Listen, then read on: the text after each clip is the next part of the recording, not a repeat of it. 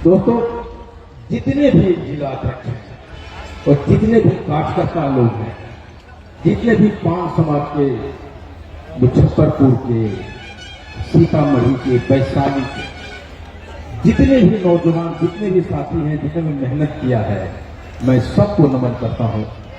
सबके आगे अपना सर झुकाता हूं। ये हाथों रथनपान का ये विशाल रैली आपकी वजह से संभव हो सका। तो 11 बजे तक काम करते रहे, मैं उनको भी धन्यवाद देना चाहता था। आपने बहुत मेहनत की। राष्ट्रीय अध्यक्ष श्रीमती हीराबेन कांति, जितने भी साथी हैं, मैं बिना वक्त गवाए एक बार आप सारे पान समाज के लिए कि आपने अंगद की तरह पैर जमाए रहे, तब से मचने हुए, उसके लिए मैं आपको नमन करता हूं, आपको प्रणाम करता हूं। मैं पीछे वाले बात में नहीं जाना चाहता कि मैं आरक्षण मुझे क्यों मिला, कैसे टूटा, कौन तोड़ा, ये सब जानते हैं। लेकिन मैं उस बात पे आना चाहता हूं कि आखिर ये आंदोलन हमें क्यों खड़ा करना पड़ा। 60 साल कांग्रेस की सरकार थी। कांग्रेस ने डोम, चमार, धोबी, पासवान सबको आरक्षण दिया। 1968 की बिल की चर्चा कर रहे हैं हमारे प्रदेश में, सबको 2002-2012 में दिया। कांग्रेस की सरकार थी।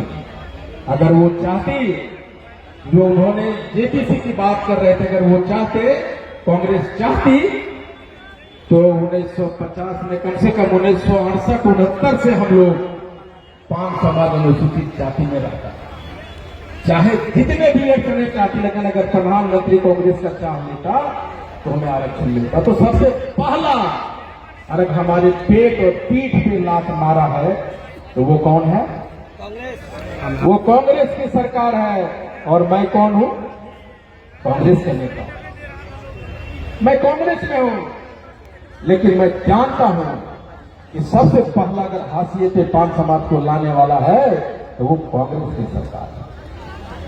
1992 में लालू जी ने 3 महीने के लिए हमें पान का दर्जा दिया, अनुसूचित जाति बनाया, और एक तकनीकी कारणों से वो चिट्ठी निकलना चाहिए था, कार्मिक से निकाल दिया कल्याण विभाग से, और 3 महीने के बाद वो चिट्ठी वापस हो। 15 साल उसके बाद लालू जी राजद राज करती रही बिहार में, हम लोग वोट देते रहे। उनके बिना केंद्र की सरकार उस समय भी नहीं चलती थी। अगर राजद चाहती, लालू जी चाहते, तो हमें आरक्षण मिल सकता था कि नहीं मिल सकता था? मिल सकता था, लेकिन राजद ने नहीं चाहा। तो दूसरा आदमी जो हमारे पेट में लात मारा, पीठ में लात मारा, वो कौन थे? वो राजद की सरकार थी।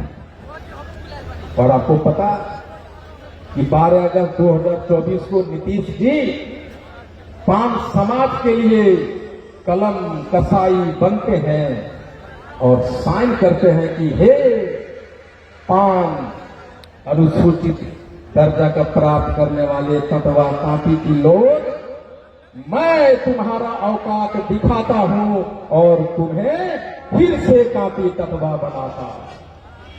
ये कौन थे? ये हमारे माननीय मुख्यमंत्री, जिनको हमने कंधे पे बिठा के 2015 के बाद कुर्सी तक पहुंचाया, सीएम बनाया। 9 साल तक, 9 साल में पान समाज में लाखों बच्चा पैदा हुआ। 2015 में लाखों बच्चे वो क्या बन के पैदा हुए? पान का अनुसूचित जाति बन के पैदा हुआ। और 12 अगस्त 2024 को वो बच्चा जिसका कोई दोष नहीं है, वो क्या बन गया? कांपी तटवा बन गया। वो बच्चे जो हमारी बेटी बेटियां पान बन के पैदा हुई, उसको कांपी तटवा बनाने वाले, उसका क्या नाम है? उसको किसकी सरकार है? वो जदयू की सरकार है। अभी तीसरा जो हमारे पेट पे लात मारा वो जदयू की सरकार। ये 9 साल तक हम अनुसूचित जाति बने रहे और हमने डिलीशन के लिए बिहार सरकार ने एक प्रस्ताव भेजा भाजपा को कि तांती ततवा जो शब्द है भारत सरकार में उसको डिलीट कर दीजिए। 9 साल हम लोग दौड़ते रहे, आते रहे, जाते रहे, भाजपा को पानी पी के वोट देते रहे, लेकिन उन्होंने डिलीशन नहीं किया। अगर वो डिलीशन करते तो सुप्रीम कोर्ट में हम लोग केस जीतते। तो सबसे आखिरी लाख हमारा वोट लेके हमारा ही पेट पे किसने मारा? वो भाजपा की सरकार है। तो हमारे लिए कांग्रेस हो, राजद हो, जदयू हो, भाजपा हो, समय समय पे सबने अपने पैर निकाले और एक एक करके हमारे पेट पे पीठ पे मारते रहे। वक्त था नीतीश जी राजनीति की गोटियां खेलने में भारत में सबसे माहिर है। राजनीति उनसे बढ़िया कोई नहीं करता, कोई नहीं जानता। इसीलिए मुख्यमंत्री बने हुए हैं, 11वीं 12वीं बार मुख्यमंत्री बने हैं। लेकिन माननीय मुख्यमंत्री जी, आपने एक बार और अपने जीवन की आखिरी राजनीतिक गलती कर दी है। आपने तांती ततवा को समझने की भूल, राजनीतिक भूल कर दी है आपने। और उस राजनीतिक भूल को तांती ततवा अब आपको दोबारा सीएम की कुर्सी तक नहीं पहुंचे। आपके पास मौका था, आप चाहते तो हम लोग जो बार बार कह रहे थे कि माननीय मुख्यमंत्री जी, सुप्रीम कोर्ट के आदेश है कि आपका नोटिफिकेशन रद्द हुआ, हमसे मिलिए, हमारे दुख में शामिल होइए। हमारे लोग जाते रहे, हम चिट्ठियां लिखते रहे, हम अपॉइंट के लिए समय मांगते रहे मिलने के लिए, लेकिन उनके पास अन्य लोगों के पास मिलने के लिए समय था, लेकिन वो हमें अपने जूती के नोक पे रखने वाले औकात के बराबर समझते थे, इसलिए उन्होंने मिलने का समय नहीं दिया। एक मौका था, मिल सकते थे, हमारी आंसू पोंछ सकते थे, आपने अपनी पहली मौका गंवाया। आपके पास दूसरा मौका था कि आप एक फोन उठाते और अमित शाह जी को कहते, अमित भाई, हमारे बिना तुम्हारी सरकार नहीं चलेगी, हमने तांती ततवा को पान बनाया है। जिस तरह आप सुप्रीम कोर्ट के डिसीजन को बदल रहे हो, उसी तरह एक अध्यादेश लाओ और हमारे पान समुदाय के भविष्य को रक्षा करो। आप कर सकते थे, आप नहीं किए, आपने दूसरी गलती की, आपने दूसरी मौका कराया। आप चाहते तो रिव्यू पिटीशन में जा सकते थे, आप रिव्यू पिटीशन में जाते तो ये जो आपने तांती ततवा हमको दोबारा बनाया है उसको रोका जा सकता था, और आप जाते तो सुप्रीम कोर्ट सुनती उस रिव्यू पिटीशन को, और हमारे बच्चे बच्चियों को जो जिल्लत की जिंदगी गुजारने पे मजबूर हुए हैं, जो जिनकी नौकरियां छीनी गई, जिनके अपॉइंटमेंट रद्द किए गए, मेडिकल कॉलेज से निकाले गए, हमारे बच्चा डिप्रेशन में चले गए, कितने लड़के लड़कियां दिल्ली से वापस आ गए, वो राज मिस्त्री बनने के लिए मजबूर हो रहे हैं। आप चाहते तो हमारे बच्चों की जिंदगी संभाल सकते, लेकिन हम पान और तांती ततवा को आपने कीड़े मकोड़े जैसा समझने के काम किया, और जो बच्चे उस नाले से निकल के सांप की जिंदगी में जाने वाले थे, नौकरी पाने वाले थे, आपने उन्हीं लोगों को दोबारा कहा, तांती ततवा के बच्चों, तुम्हारी कहां औकात कि तुम नाली के कीड़े से निकलकर साफ पानी में रहोगे, लो मैं तुम्हारा रक्षण छीनता हूं और तुमको उसी नाली के कीड़े बनाने के लिए मजबूर करता हूं। तुम जाओ तुम औकात दिखाओ। हमारी औकात क्या? नाले कीड़े का। हमने मिन्नतें घुटना टेका, रोए गिड़गिड़ाए, लेकिन हमारी औकात कहां कि मुख्यमंत्री जी हमारी सुने, भाजपा की सरकार हमारी सुने। वो तो समझता है कि पान कांटी कटवा के वोटर्स हमारे गुलाम है। तुम जाओ या न जाओ, जय श्री राम का नारा हमारे पान के बच्चे लगाएंगे और जाके वोट डाल देंगे। इसकी क्यों सुनते हो? मैं चंपारण में गया, मैं मोतिहारी में गया, गांव में गया। मोतिहारी से मैं जब चंपारण जा रहा था, एक जगह चाय पीने के लिए बैठा और वहां के लोग आए, कहे कि सर आपको देखने के लिए रात भर सोया, मैंने आपसे मिलने आया हूं। हमारे समाज में बेटी बेटियों की शादी होती है तो ढोल बजाने वाले जो चमार जाति के लोग हैं वो आते हैं, हमारे यहाँ खाना नहीं खाते, हम उनको चावल दे देते हैं, अनाज देते हैं बना के। हमारे यहाँ ब्राह्मण, हमारे यहाँ कुर्मी, हमारे यहाँ जाटव, हमारे यहाँ राजपूत भूमिहार नहीं खाना खाते। सुन लो मुख्यमंत्री जी, आपके चंपारण की और भाजपा की सरकार सुनो। जो चंपारण के पान समाज के लोग की अवस्था आज भी है, उसके घर में छुआछूत है। हम बोले चंपारण के माननीय अध्यक्ष शिवालक महतो जी से, पूरन जी से, मोतिहारी के हमारे अध्यक्ष हरिहर दास जी को कि आप ठंडा घोल लगाए घूम रहे हैं भाजपा का, और भाजपा एक तलवार लिए आपके गर्दन को काटने सामने खड़ा है। झंडा उतारिए और पान समाज का झंडा उतारिए। और उन्होंने वो झंडा निकाला। मैं कहा कि पार्टी का झंडा पीछे करो, पान का झंडा बुलंद करो। हम न कांग्रेस के हैं, न जदयू के हैं, न राजद के हैं, न भाजपा के हैं। हम पहले पान है, हमारा झंडा आगे होगा, पार्टी का झंडा पीछे होगा। हमने कहा, और जब सब कुछ हार गए तो मैंने सोचा कि अब क्या होगा। सरकार ने मुझे, हम लोगों को, पान जाति के लोगों को जहाज से समुद्र में फेंक दिया है, बीचों बीच। कहां जाएं हम, क्या करें? जब आपको समुद्र में फेंक दिया जाता है तो आप विशालकाय व्हेल मछली या विशालकाय मगरमच्छ से भी लड़ते हैं, और वहीं से जन्म हुआ हाको रथम पान है। सामने एक मगरमच्छ था और एक विशालकाय व्हेल मछली थी, और बीच में पान समाज घिरा हुआ था।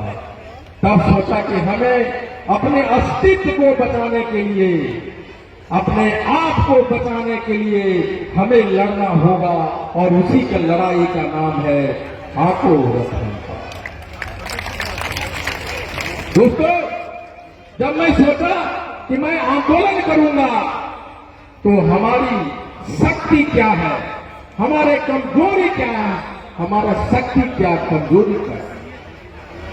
तो फिर हमने पीछे देखा और देखता चला गया, चलता चला गया, और मैंने देखा पान समाज का कांटी कटवा का कोई इतिहास नहीं। जब पान समाज का कोई इतिहास नहीं, जिस समाज का कोई इतिहास नहीं, उस समाज का कोई भविष्य नहीं। जब भविष्य नहीं है तो इतिहास बनाने, इतिहास लिखने और इतिहास रचने के लिए पैदा हुआ हाको रथम पान। और भविष्य बनाने के लिए जब इतिहास बनेगा तो भविष्य बनेगा, और भविष्य बनाने की प्रक्रिया का नाम है हाको रथम पान। फिर और मैं पीछे गया, और जब मैं पीछे गया तो मैं देखा हमारे पास कोई महाराणा प्रताप नहीं, हमारे पास कोई बाला साहब ठाकरे नहीं, हमारे पास कोई काशी राम नहीं, हमारे पास कोई लालू यादव नहीं, हमारे पास कोई रामविलास पासवान नहीं, हमारे पास नीतीश कुमार नहीं। यानी जिस समाज का कोई चेहरा नहीं होता उसका कोई पहचान नहीं होता, फिर वहीं पे पैदा होता है हाको रथम पान। हाको रथम पान है, जब गली गली चलेगा तो चेहरा बनेगा।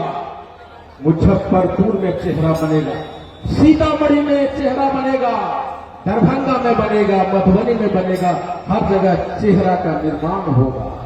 और बिहार में देश लेवल पे भी चेहरा का निर्माण होगा और कहेगा ये देखो ये पान समाज का चेहरा है। और आज इस ग्राउंड पे इतनी भीड़ देख के ये सिर्फ मुजफ्फरपुर में नहीं पूरे देश को दिखाया है कि हाको रथम पान चेहरा निर्माण के लिए और इतिहास बनाने के लिए मैदान को छोटा कर दिया। और इसी का नाम है हाको रथम पान। फिर हमने देखा जब इतना बड़ा आंदोलन करेंगे तो क्या होगा, हमारे पास शक्ति क्या है। मैं पीछे गया, मैंने देखा कि हमारे जो सबसे बड़ा शक्ति हमारे पास है कि हम 80 लाख हैं।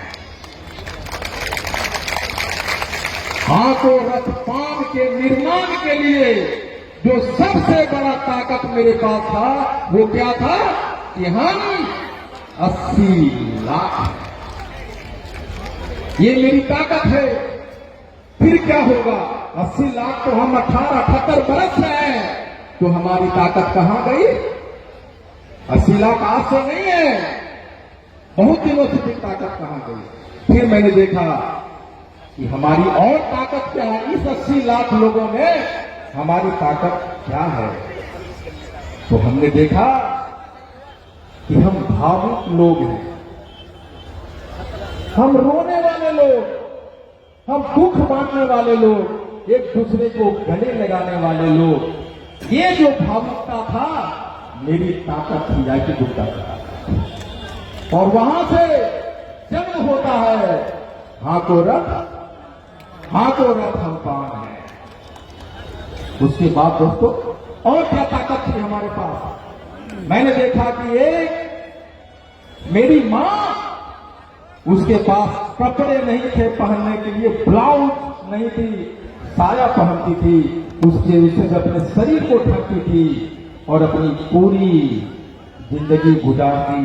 तो मैंने कहा कि मेरी मां बहनें, मेरी मां जिंदगी भर साये पहन के गुजार सकती है और आईटी गुप्ता को जन्म दे सकती है। तो हर पान समाज की मां आईटी गुप्ता की मां है, जो किसी भी परिस्थिति में रह सकता है। और वो मेरा ताकत था। फिर क्या था, हमने कहा कि हम मजदूर लोग हैं। चेन्नई में, मद्रास में, मुंबई में ऊंचे महलों पे ईंटा जोड़ने वाला, बिना डरे बिना थके काम करने वाला वो मजदूर कौन है, वो तांती तत्वा है। वो नहीं डरने वाला, अपने घर की पालन पोषण करने वाला, जब चढ़ सकता है, ईंटा जोड़ सकता है, तो हाको रथम पान को जन्म दे सकता है। और वहीं से पैदा हुआ हाको रथम पान। यही नहीं, मैंने हाल के दिनों में देखा कि अपनी मां, अपनी बहन, अपना बाप महीना महीना नहीं नहा रहा है, नहीं नहा रहा, और अपने बेटे को पढ़ाने के लिए पटना भेज रहा है, दिल्ली भेज रहा है। मेरी मां बहनें अपनी जेवर बेच रही है और वो भेज रही है पटना पढ़ने के लिए। इसका मतलब क्या है कि अपना सब कुछ निछावर कर देने वाला अपने बेटे के लिए, वो मां बाप की वो भावना, वो ललक, उसका बेटा अफसर बने, वो ललक आईपी गुप्ता की ताकत बना और वहां से पैदा होता है हाँ को रथम, हाँ को रथम पान। और मैंने प्रण किया कि हाँ को रथम पान आंदोलन करेंगे तो उसका नाम क्या होगा। कभी आपने सोचा हाँ को रथम पान मैंने क्यों कहा? हमने कहा ये रथ पान समाज जब तक हाँकता रहेगा तब तक जब नरेंद्र मोदी नीतीश कुमार रथ के सामने में रिजर्वेशन का चिट्ठी लेके खड़ा हो और कहे हे पान समाज के लोगों रोको रथ तुम पान हो।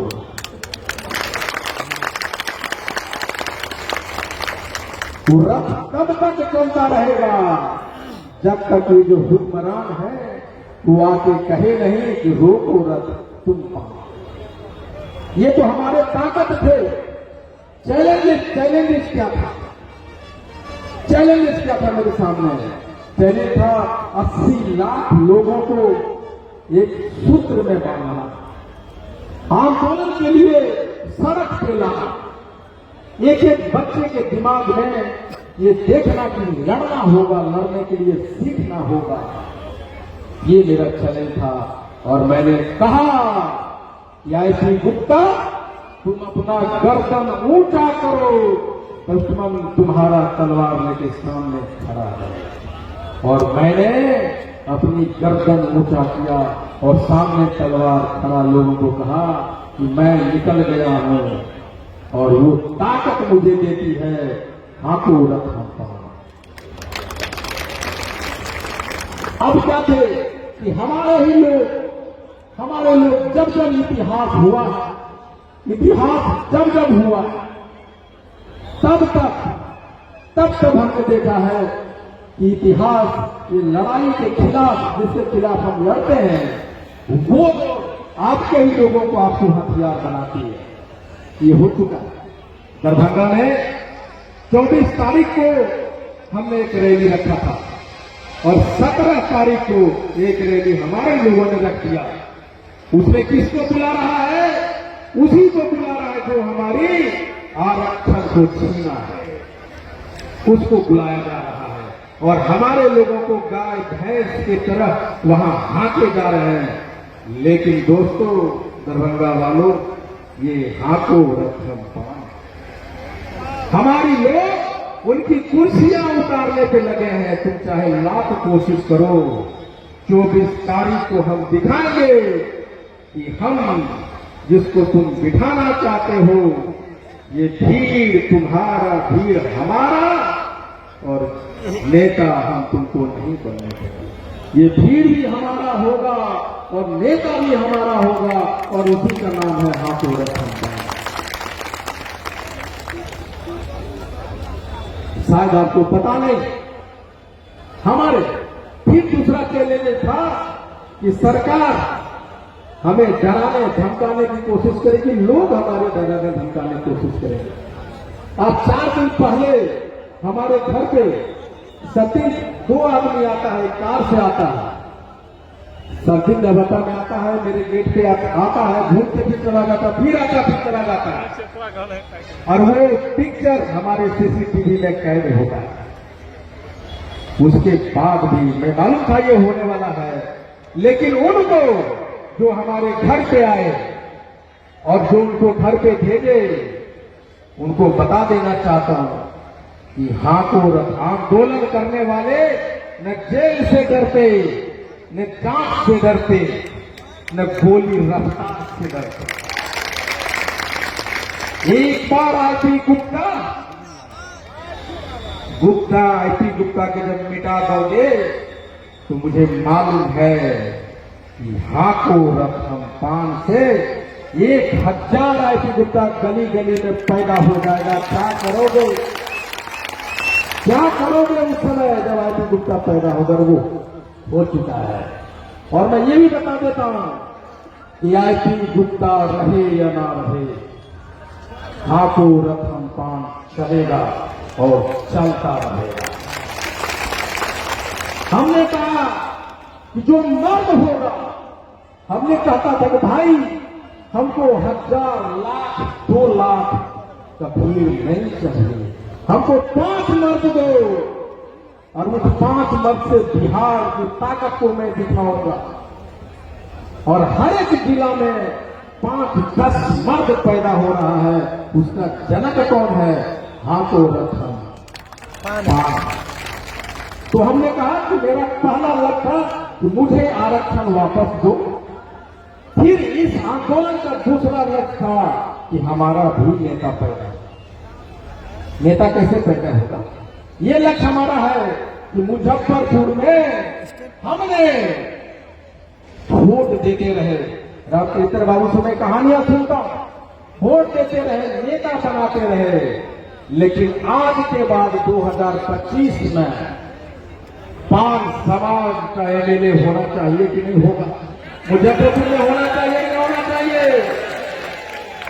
जो ये भीड़ जुटाया है मुजफ्फरपुर के 5 समाज का लोग, उसमें से एक एमएलए बनेगा, मोतिहारी से बनेगा, सीतामढ़ी से बनेगा और वहां जाएगा विधानसभा में और बोलेगा बहुत हो गया, अब 5 समाज आया है, क्या कानून बनाते हो मुझे दिखाओ। हमारा नेता आईटी गुप्ता सड़क पे खाक खा रहा है और तुम यहां बैठ के कुछ भी करोगे नहीं चलेगा। अनिल हमारा नेता विधानसभा के अंदर आंदोलन करेगा और आईटी गुप्ता सड़क के बाहर आंदोलन करेगा। आईटी गुप्ता जिंदाबाद, आईटी गुप्ता जिंदाबाद, और तब तक करता रहेगा जब तक हमें आरक्षण नहीं मिले। दूसरा कारण था कि नेता पैदा करना, हमारा नेता हो। हमारे पास हमारे घर में थाने में केस नहीं लिए जाते, हॉस्पिटल में इलाज नहीं करता, आईजीएम में पीएमसीएच में कोई जाता है उसका एडमिशन नहीं होता और वो प्राइवेट हॉस्पिटल में जाता है। एक गरीब की जमीन, उसकी बेटी की शादी रखे हुए पैसे सब खर्च हो जाते हैं। लेकिन जब हमारा नेता होगा, मुजफ्फरपुर का एमएलए होगा, तो मुजफ्फरपुर लोग जाएगा, बोलेगा कि भैया हमारा एडमिशन नहीं हो रहा है पीएमसीएच में, हमारा थाना में एफआईआर नहीं ले रहा है, तो हमारा अपना एमएलए होगा मुजफ्फरपुर का, तब तो दरोगा को फोन करेगा, क्या बात है बड़ा बाबू, ये 5 का बच्चा है, एफआईआर लीजिए, वरना 5,000 आदमी के साथ में आपके थाना पर आते हैं, घेर के बैठ जाते हैं, आपको लेगा कि नहीं लेगा? एफआईआर लेगा ना। इसलिए दूसरा है कि हमारा नेता पैदा हो। तीसरा सम्मान है, सम्मान है।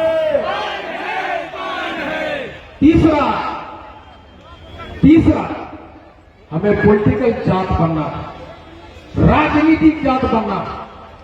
राजनीतिक जात का मतलब क्या होता समझते हैं? अगर हम कोयरी होते, अगर हम कुर्मी होते, हम भूमिहार होते, हम राजपूत होते, और अगर हमारा आरक्षण छीन लिया होता नीतीश कुमार, तो उनकी हिम्मत होती, बोलते यार ये तो पॉलिटिकल जात है, ये पॉलिटिकल जात है, इसकी आरक्षण नहीं छीनो। आप मुसहर जाति को सीखिए उनसे, उनके पास ढंग के कपड़े नहीं, उनके पास खाने के पैसे नहीं, घर नहीं, लेकिन उनके समाज में मुख्यमंत्री है, एमएलए है, मंत्री है, एमपी है। हमारे पास क्या है?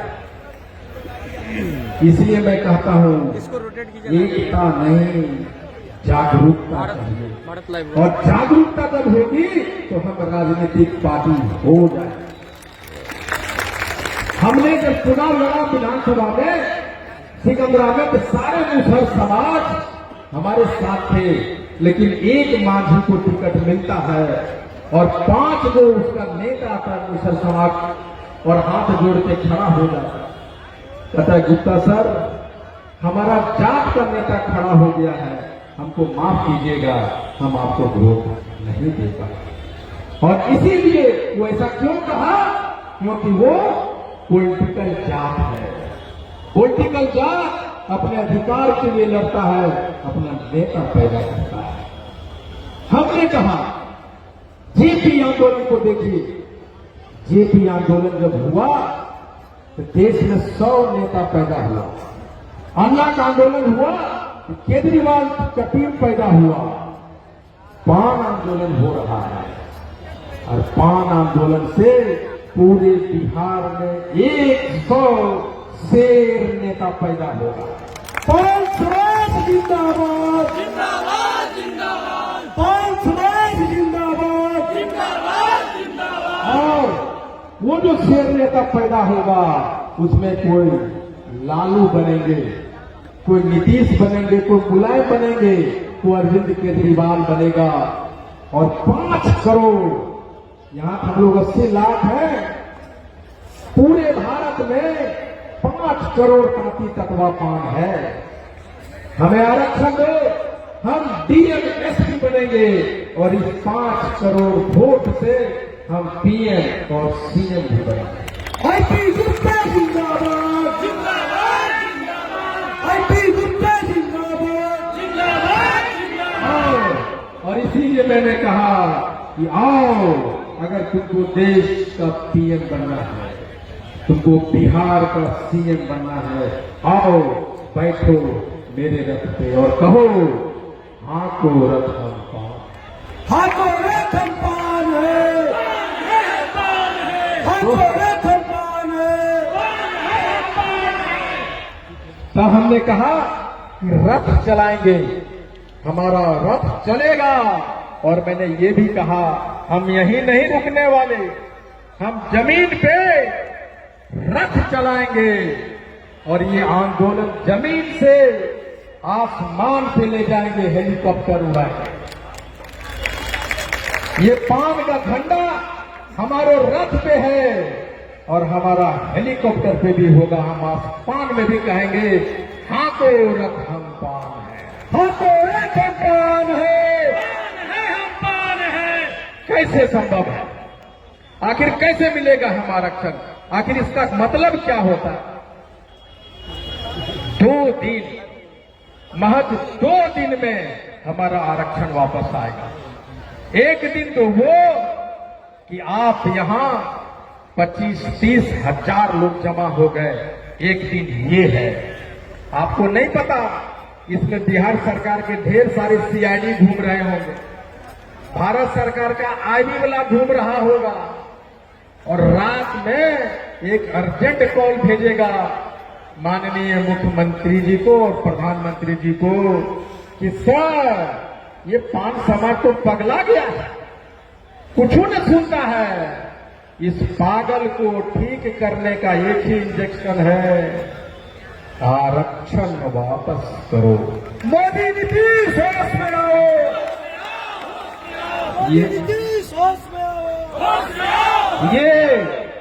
ये सिर्फ रथ नहीं हाँकेगा, आपके कुर्सी को, पीएम और सीएम के कुर्सी को भी हाँक देगा। हमारी ताकत क्या है पता है आपको? हम 150 विधानसभा में, कहीं 5,000, कहीं 10,000, कहीं 25,000, कहीं 70,000, कहीं 75,000 है।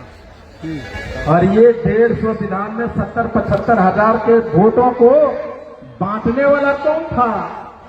कहीं राजद है तो कहीं कांग्रेस है, कहीं जदयू है, कहीं भाजपा है। और मैं जानता हूं बिहार सरकार के ढेर सारे मंत्री, विपक्ष में बैठे एमएलए, सबको मैं जानता हूं। कोई 5,000 से जीता है, कोई 200 से जीता है, कोई 800 से जीता है, कहीं 3,000 से जीता है, कोई 15,000 से 1500 से जीता है। और जहां जहां ये लोग इतने वोट से जीते हैं, वहां पान समाज 15 से 45,000 है।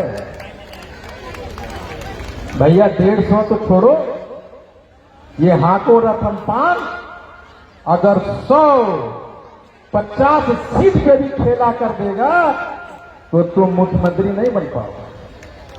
अगर मुख्यमंत्री बनना है, अगर केंद्र में सत्ता संभालनी है, तो आओ बैठो हमारे रथ पे और कहो कि चलो ले चलता हूं विधानसभा, चलो ले चलता हूं लोकसभा और कौन सा बिल लाना है बोलो, रोको रथ तुम पान।